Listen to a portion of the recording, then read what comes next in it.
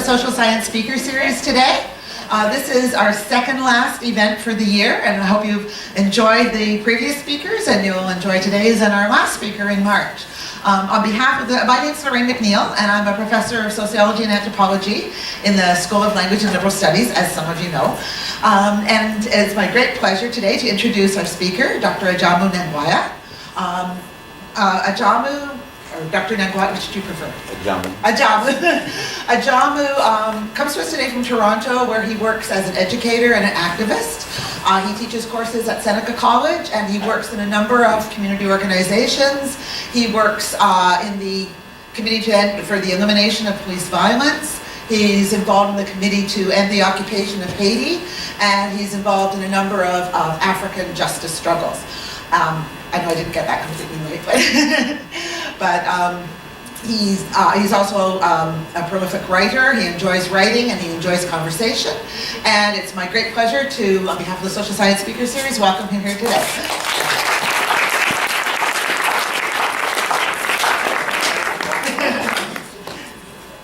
Okay, thanks a lot.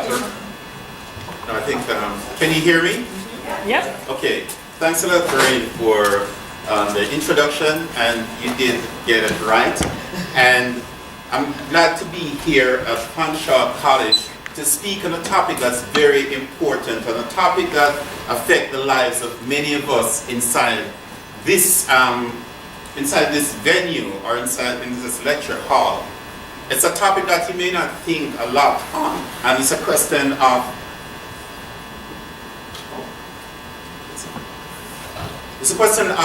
violence in society. So the theme of today's discussion is conceptualizing a world beyond violence and making it happen. Because it is not enough for us to contemplate social problems. It's not enough for us to reflect on the things that are wrong in society. But we must be equally adept or conversant on the question of what must be done. How do we transform oppressive conditions? How do we transform disagreeable situations? And I think that is, that probably appeals to you, because in the college arena, not only do we reflect on the things that are challenging society, but we're prepared, we're prejudiced, I would say, towards solution, to fixing things. Unlike our counterparts in universities that they get off with just theorizing. But then when you ask them, okay, so how do we move from theorizing to prescription? Then they start to say, okay, I'll have to write another paper on that question. So we're looking at violence, we're looking at conceptualizing violence. But before we do that, it is important to provide some context to the notion of violence. If we're thinking of a society beyond violence, we also need to understand the things that we're dealing with today that are violent in nature. First thing I'd like to make clear is that violence was used to establish Canada as a settler colonial society. And when I talk about Canada as a settler colonial society, some of us may say, well, Canada's never participated in colonialism. That's Britain and France that we're talking about, or Germany or Italy, or the United States with its imperial power going abroad and dominating people. But Canada, settler colonial. We in Canada, as a settler population, we introduce ourselves into this territory and control it through violence.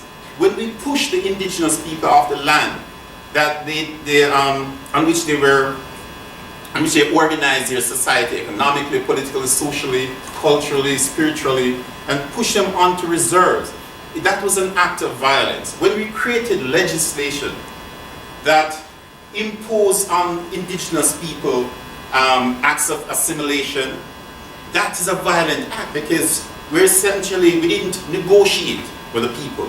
We needed the land, and they were in the way, and you pushed them off onto barren land, and you created structures to regulate their life. That was a violent act.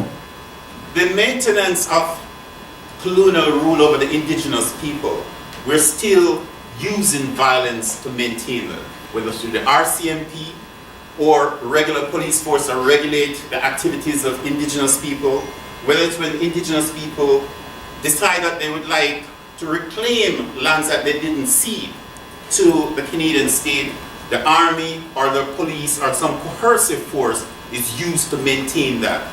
But even the condition of life of the indigenous people, and we'll talk about that soon when we start to look at structural violence and what it is, but we use violence in many ways to maintain that colonial condition. It is not an accident that indigenous people are overrepresented in our provincial prisons and in the federal correctional system.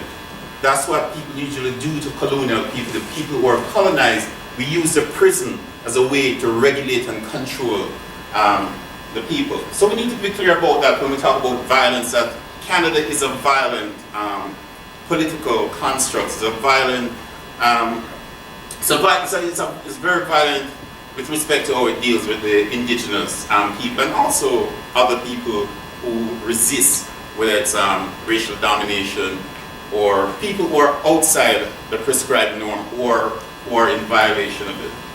Also, violence in Canada is also used to maintain the power of the small minority that dominate Canada. Some people will talk about 1%. I don't find that a very useful concept because the ruling class is much larger than 1% in Canada. And definitely, we can't use the 99% because if we include the 99%, a person like Barack Obama, who is an agent of American imperialism, is an agent of racism, is an agent of patriarchy and the domination of women because of his institutional role, he is a part of the 99%. And one of the things that I'm very sure of is that the chicken and the fox can't coexist in the same quarters. Why is that? Would you put your chicken with some fox in some kumbaya type of experiment? No, I don't think you would, because you know that your chicken is going to be lunch, breakfast, lunch, or dinner. And we don't want that to happen. So we have to be conceptually clear about who we're included in certain categories, especially when we're from socially dominated categories in society. And also, last thing I would like to say about violence is that there are times when people who are oppressed have no option but to use violence directed at the institutions of power to effect their emancipation. And this is something that is done. It's not, if you look at Canadian history, Canada engaged in war against the United States to try to preserve its sovereignty. Canada went abroad in 1914, participating in World War I, World War II. So violence is something that can be either predatory or it can be liberating. So we don't make a blanket condemnation of all types of violence, because if a woman is being apprehended by a perpetrator or a rapist, no one is going to say the woman shouldn't use the means necessary in the moment to protect herself against unwarranted violence. So want us to make that clear. When we think of violence in society, why is it that certain violent acts or certain types of deaths detain our attention? There's this guy, his name, I don't know, how many of you have heard of Joseph Stalin? He said this: the death of one man is a tragedy. The death of millions is a statistic. And this guy created a lot of statistics in the Soviet Union, like tens of millions of people. He transformed into statistics. Essentially, through his regime, he killed a lot of people. But there's a truthfulness in what he's saying. If we look at what happened in Ferguson with Michael Brown, dying at the hands of Darren Wilson, or we look at Trayvon Martin with the case of George Zimmerman, it motivated a lot of people to say, this is wrong. There was a report in the United States saying that every 28 hours, an African person is killed by a police officer, a vigilante, or a private security guard. And they said it's roughly, based on the available data, it's under 400 people each year. But every year in the United States, as a result of structural violence, lack of access to health care, poverty, lack of access to decent housing, about 100,000 African Americans lose their life as a result of structural violence. Violence that's embedded in all the institutions that they must interact with. But yet, people are more motivated if one person is killed, as opposed to the routine killing of people because they don't have access to the resources. And we'll see, it becomes clear once we look at structural violence. If there's a suspected serial killer in our community, and every year serial killers are not killing like tens of thousands or hundreds of people, those type of violence, like, we're fearful of it.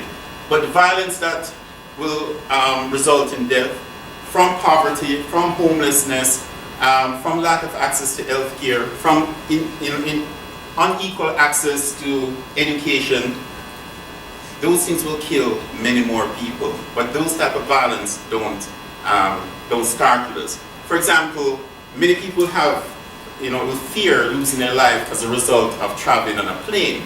But yet, if you look worldwide, the number of people who die from plane crash every year is much less than people who die in car.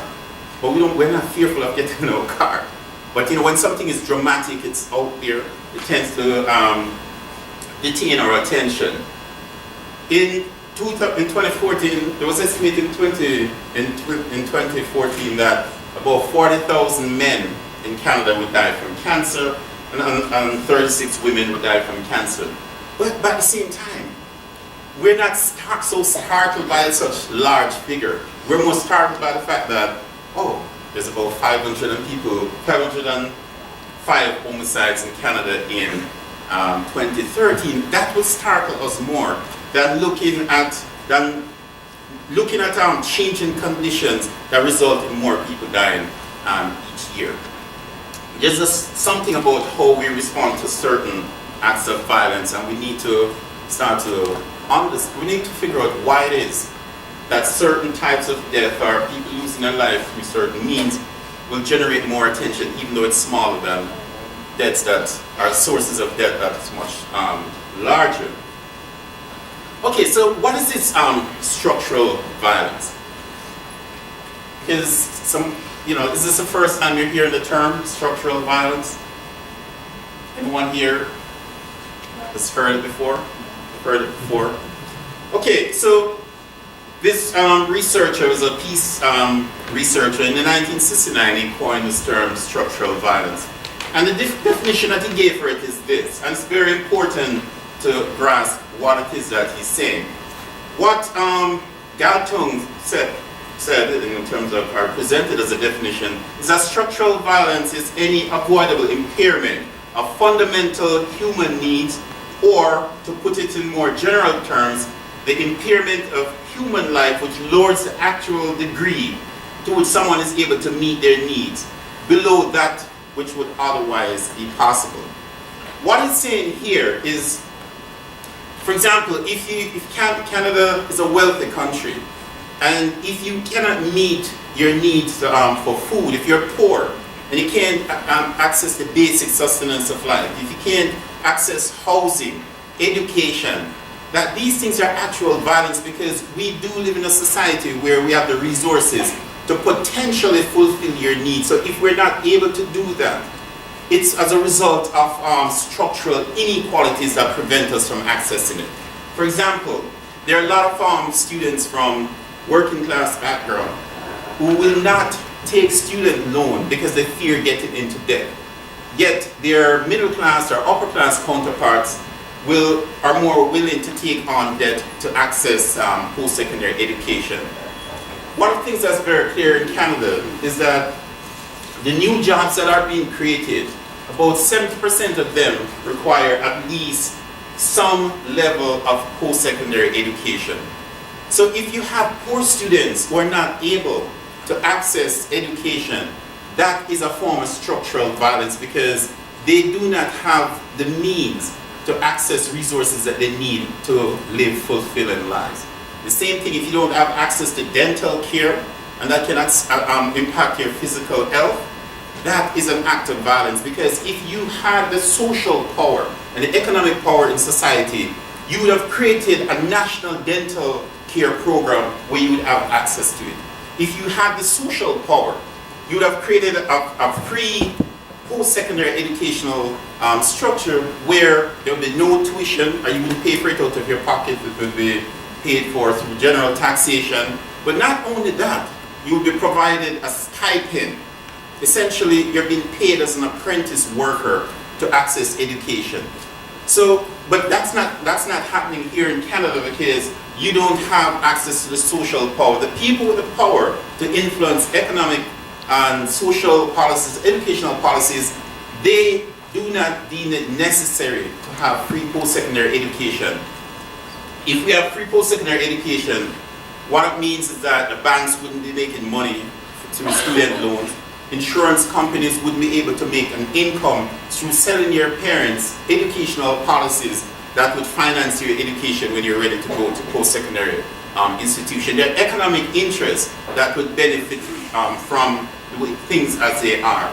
So when we think of structural violence, we need to look at it in terms of institutions of power, and who are the people with access to that power, that currency, that will be able to purchase the things that they want, or to enact the type of policies that would improve your life. So as I mentioned, if you don't have access to decent food, education, housing, security, these things will constrain or degrade the quality of life that you have, and they will also impact in your longevity or just the quality of life that you will experience in society. So what are some of the traits of structural violence? One, it's characterized by unequal access to power, which leads to inequality in our ability to meet our needs. So secondly, it's widespread throughout society on a 24/7 basis. When we experience poverty, poverty is so, it has become normalized that some people even go to the Bible and they'll quote, for Christians they'll quote, the Bible says that the poor will always be with us. But what does that mean? The poor will always be with us. Are we saying that poverty is a fundamental feature of society that we can't do anything about it? A wealthy country like Canada, or the amount of wealth that we have in this world, on what basis could we make a credible argument that we can't abolish poverty? Why can't we abolish poverty? Why can't we create an affordable housing program that provide housing for all members of society? Why can't we create a national dental program, a national child care program? These things are not impossible. There are other societies that, maybe not one society doing all of these things and providing social programs and income security programs for all, but there are societies that have been able to provide universal programs for all members of society. But it's widespread throughout society. It has become normalized. One of the things about structural violence, or one of the characteristic of structural violence, is that we don't notice it. We tend not to notice it. We just go by, because when we see poverty in society, it's just like a part of society is like kind of accepted. When we see homelessness, we may say, okay, well, let's build shelter for the people who are homeless. But is that adequate? Is that an adequate response? Do we go to the people to use shelters and ask them, do you like shelters? Is this what you want? Do we go to people who are using food banks and ask them whether this is a solution? The fourth thing is that structural violence is routinized and normalized in the structures of society. So that so they become almost. It's almost like you have a picture, a framed picture on your wall, and after time you don't even notice it. It's just there. It's just like a part of the everyday activity, and you just accept it as such. The last characteristic about structural violence is that you cannot point to a particular individual and say, you're responsible for causing poverty. You're responsible for me not having access to dental care in Canadian society. Unlike a situation where you may have someone on the street who go and impose violence on someone, you can say, oh yes, you did it. Or you look at a police officer and say, yes, Darren Wilson, you killed Michael Brown in Ferguson. You can point to that type of violence, and that's more direct violence coming from an oppressive source. But structural violence, there's nobody to look at. It's a part of the everyday structure of society. So it becomes harder for us to mobilize people against that. As I mentioned, it's estimated that about 100,000 African Americans die each year from structural violence that comes from them just being African American and the racism that they experience in society. But then we're more excited about the individual cases of police violence, whether it's just beating up people or killing. Because we can say the police department, we can say this particular officer. But what about the much larger number of people who are dying each year as a result of the violence of poverty, lack of health care, housing, living in neighborhoods that are not safe, and you're so stressed that the stress level also leads to early death, or you may even take your own life. What about those type of things where you can't look at a particular culprit and say, you did this? That's the nature of structural violence. So you can, when we look at these characteristics, you can see the challenge that's imposed on us trying to organize people around that. But we can be motivated, we can be inspired to take action, but we also have to change our mindset, our outlook on violence, how we approach violence. So the individual cases of violence, we must attend to those. But the larger, the much, in terms of quantity, the larger violence that are affected through the structures of society are ones that we need to pay attention to. In Canadian society, all of the systems of oppression, and we like to talk about those, especially those of us who do anti-oppression classes or anti-oppressive way to social work or social service work, we're all exposed to those things.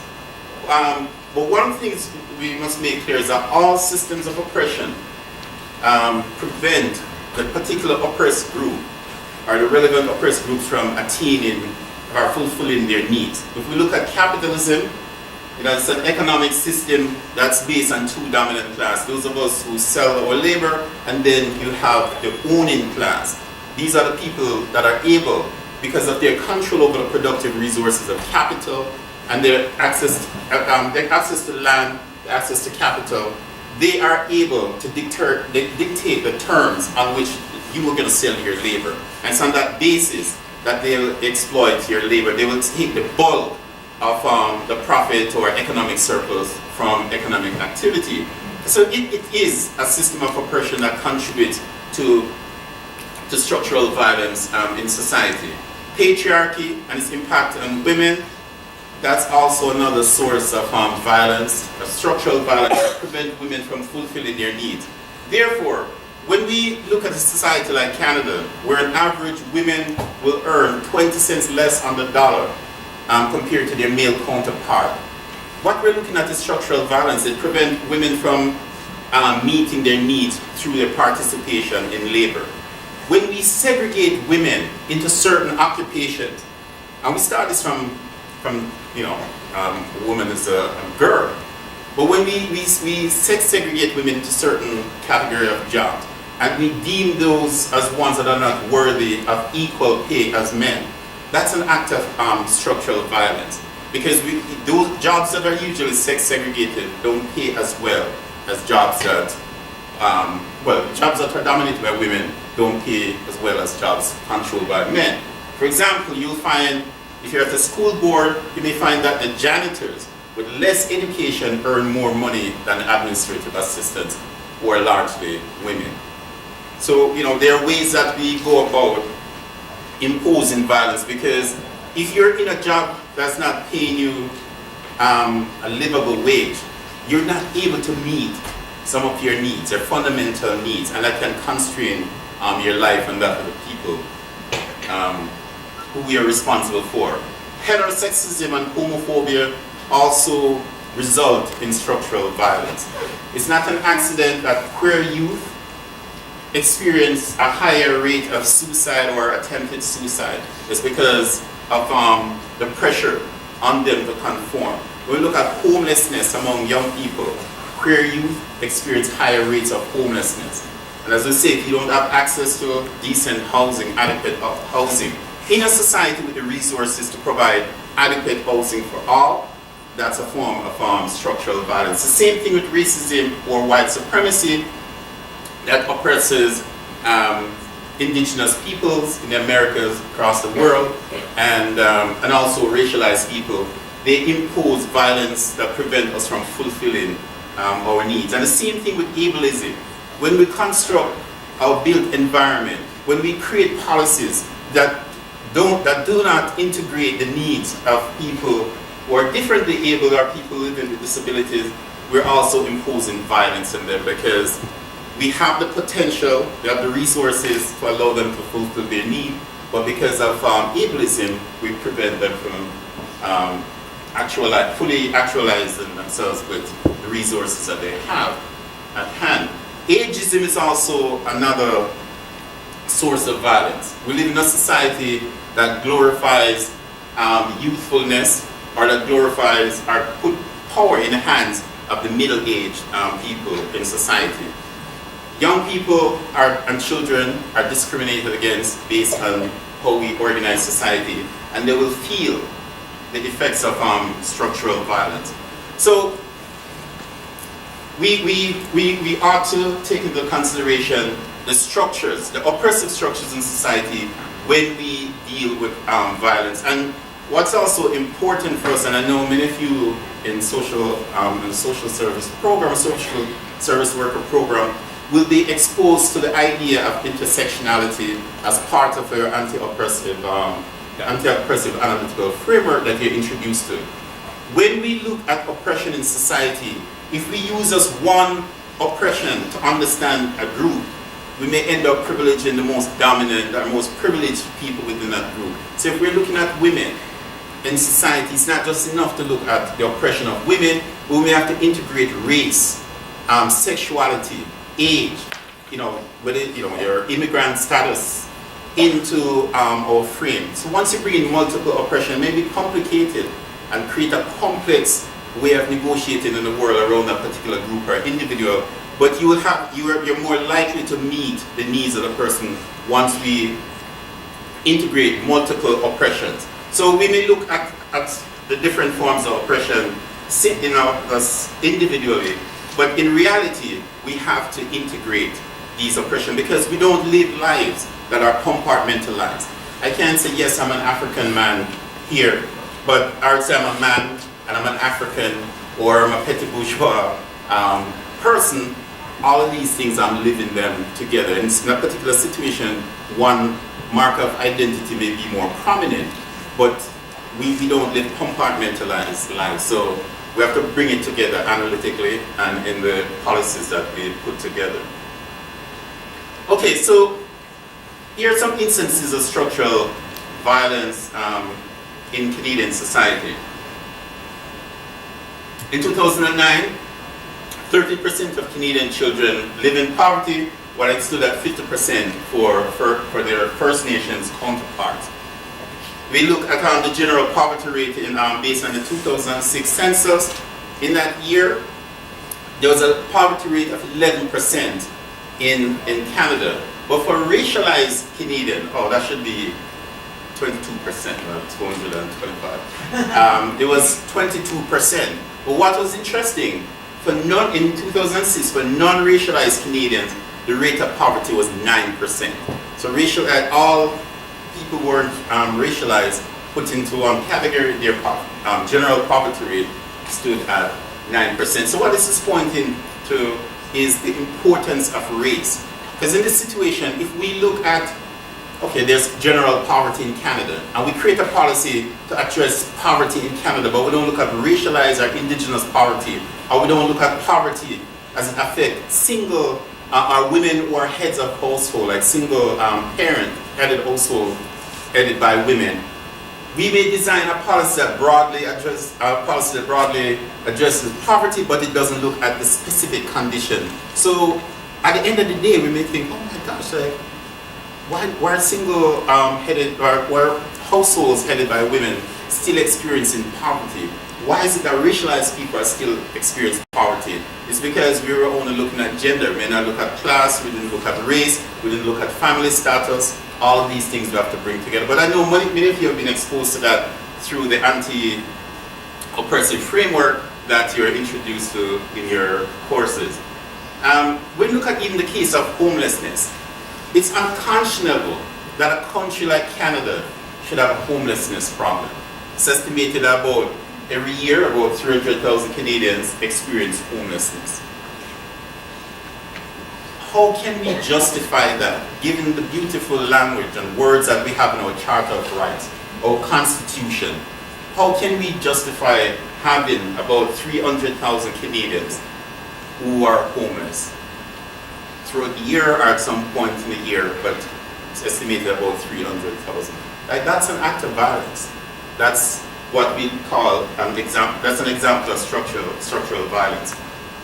But one of the things that we talk about in our great Charter of Rights and Freedoms is security of the person. But when we look at the life expectancy along race, looking at Indigenous people and Canadian settlers are Canadians, it's projected that in 2017 that the life expectancy for Indigenous peoples, and this is this statistic, 78.3 years life expectancy for 1970. It includes that for Inuit, the Métis, as well as First Nations. So it's a combined rate because it's different for the three groups. But for Canadians, the life expectancy, or the expected life expectancy at birth in 2017 will be 81 years. How is that possible? How is it possible that in 2015 we can have some members of society that we expect them to live a much shorter lifespan? And how do we tolerate it? Why aren't we in rebellion against that? But also, if we look at certain communities and we look at on the basis of class or income, you will see that people who are poor will experience lower life expectancy than people who are wealthy. Again, an example of structural violence. But structural violence also expresses itself in the workplace. There's an article in Toronto Star in 2012, I think it was done around, it was March, when they were looking at UN's day that they devote to ending racial discrimination.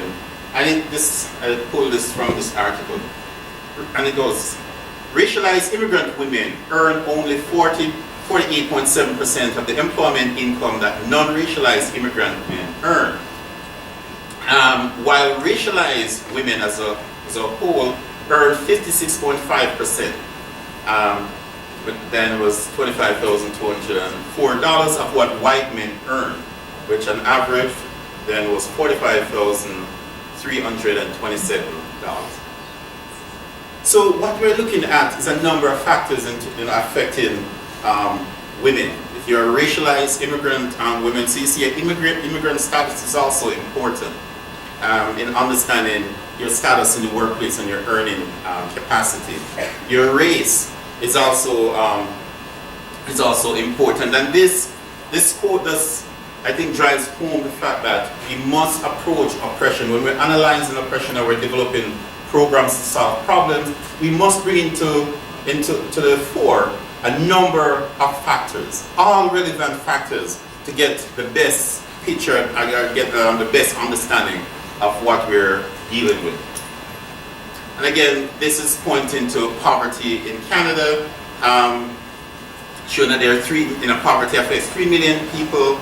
We have 1 in 5, and 1 in 5 are children, people who are affected by poverty, and that came from a UN personnel that came to Canada to look at poverty in this country. But what's important is the Canadians who are most likely to be poor, children, unattached, non-elderly. And we're talking about, and also lone parents, Aboriginal Canadians, recent immigrants, people with disabilities, seniors. If we look at these groups, we're talking about people, people who constitute the majority of Canadians, or a large part of Canadian society. So we're not talking about like people who constitute 3-4% of the population. So it's something that we definitely need to attend to. A survey was done on asking Canadians what's the cause of poverty, and some people are saying circumstances beyond the control of the person, 51%. 11% of the respondents weren't sure, and then 37% people aren't doing enough to help themselves. So these people take the latter, the position, the 37%. They would blame the individuals for poverty and ignore the policies that are embedded in the structures in society. Aboriginal Canadians, when we talk about poverty, we must disaggregate the statistics to look at the condition of Indigenous people, and on every indicator of lack of well-being, you will see Indigenous people experiencing life in a way that those of us who are Canadians or settler Canadians don't experience. It doesn't mean that we don't experience poverty and homelessness and lack of access to decent health care, but when we look at Indigenous people and compare them to Canadians, we will see very startling reality. For example, in terms of the number of First Nation communities that are under drinking water advisory, it means that don't drink the water will be trucked in 177 communities. If that's happening in Canada, where we have 177 communities that are under water advisory, it would be a national disaster and a tragedy, and would inspire some level of action. Look at tuberculosis rate among Aboriginals compared to other Canadians, 8 to 10 times. All of these things indicate that there is a crisis, and the crisis is the structural violence that are imposed on Indigenous people. They're not people sitting around and thinking, okay, how are we going to give it to Indigenous Canadians?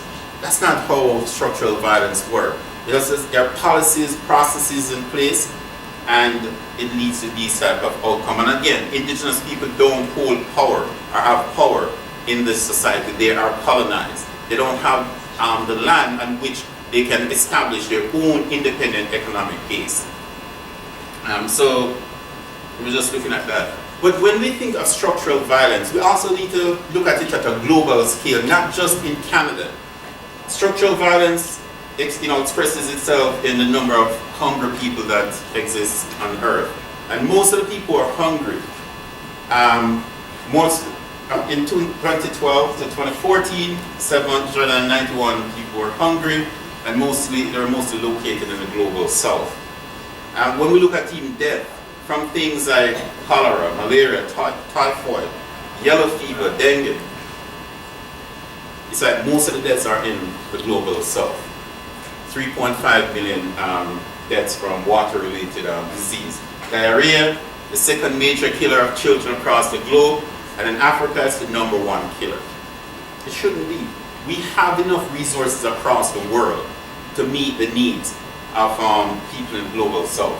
But not only that, the resources that we're extracting, the diamond, the minerals, forestry products, even producing, many of the places where we're producing wealth are in the global south. Many of the places that we're taking wealth from, they're located in the global south. But the resources are not staying there to help the people. When we look at even how power is expressed, you have the International Monetary Fund, which is a major international financial institution. About 14% of the world's population from the European Union states and North America, Canada, and the United States. 14% of the world's population control 56% of the vote and the executive board of the International Monetary Fund. So when we see unfriendly policies such as forcing third world countries to stop investing in public education, stop investing in public transportation, even though countries like Canada do subsidize their public transportation. In the global south, the IMF will tell the government, do not invest in the social infrastructure of the society, which it wouldn't say to Canada, because Canada is not borrowing from the IMF. So you can see why certain policies will be imposed on the global south that result in death for people, is because the power is concentrated in the hands of Europeans, in Europe and in North America. So that's how we find even global structural violence taking place on a global scale. When we look again here at the rate of poverty across the world, the blue, where are the blue countries located? What regions? Where are the blue countries countries that are regions that are covered in blue? Where are those located? Especially dark blue, light blue? North America. North America? In Europe? And also we see parts of Asia with having lower rates of poverty. But when we look at Africa, Latin America, we'll see higher rates of poverty in those regions. But generally, the global south experience higher rates of people living below poverty. What are some of the effects of the structural violence across the globe? Is that the World Trade Organization and World Bank, other financial institutions, these are used to maintain the unequal power between Europe and the rest of the world. And this power is used to maintain inequalities, again, and in alliance with even elite forces from global south countries. Because again, they think of themselves as part of an international class, and their thing is to extract as much resources for their class. They're not interested in the condition of the working class or the laboring classes. You have transnational corporations in the global south. Many of them are more powerful than governments. They have more wealth than a single government, and a lot of times they're able to impose tax policies, they're able to impose labor laws on countries. They impose policies that are not beneficial to people, that lead to poverty, that lead to ill health. And they work hand in glove with international financial institutions. But not only that, because these Canadian companies, and Canada is a mining superpower, these transnational corporations, they would be powerless if they didn't have the military power of Canada, United States, Britain, France, NATO, to force their will militarily on governments who are trying to be nationalistic in trying to use their resources to meet the needs of the people. Invariably, governments like that are overthrown when they try to make life better for the people. Okay, so we come to the question of a world without violence. Is it possible that we can have a world without violence? If someone comes to you and says, okay, I believe we can have a world without violence, would you make a secret call to the health authorities so that a person can be confined? Because after we turn on the news, always see this negativity about violence and death and destruction. So you would have to question the sanity of a person who's like have this unbridled enthusiasm for a world without violence. I believe that it is possible, and if it wasn't possible, I wouldn't want to live. Hope is the biggest thing that we have as oppressed people, as people who are marginalized, or as people who are supporting the struggles of folks who are marginalized. We have to maintain hope. There's a quote from Martin Luther King, and it said this: true peace is not merely the absence of tension, it is the presence of justice. It is impossible for us to have a world without violence if we do not have a world that we have essentially eliminated all the structures of oppression. So it's fundamentally important for us to have a vision of that society, of the society without violence. And from my perspective, I believe that society will be self-managed. And when I say a self-managed society, I'm talking about a society where we wouldn't have forces above us like governments and states, where we, the people, would self-manage our common affairs. There's a communist creed that goes like this. It says that we're trying to achieve, we want a society that deals with the administration of things and not the governance of people. The administration of things and not the governance of people. And what it is saying is that we will self-rule all decisions, the fundamental decisions that affect our lives. We will collectively make those decisions. Like, you're part of the school community, you are the majority as students, but you don't hold the majority of power to determine tuition. You don't have the power to control society. In order for us to have a society without violence, we need to carry out mass education to encourage more horizontal, egalitarian relations between people. We also need to join organizations and build social movements that are committed to creating universal social programs and income security programs where all members of society would have access to the resources that they need. So we talk about healthcare, education. We create universal programs that you have access to as a member of society, not based on your bank account. These things are possible, are things that we can do, but we need to create movements to make these things possible. I didn't realize the time was like this. And also we need to create alternative economic institutions in society so we can control our place of work, and we need to commit to a society that will abolish prisons. There were societies in the past without prisons, and I believe we can go back to that former state. And we need to support peace movement and global justice across the world. I really wanted to engage you so we could have some question period, but I didn't realize it.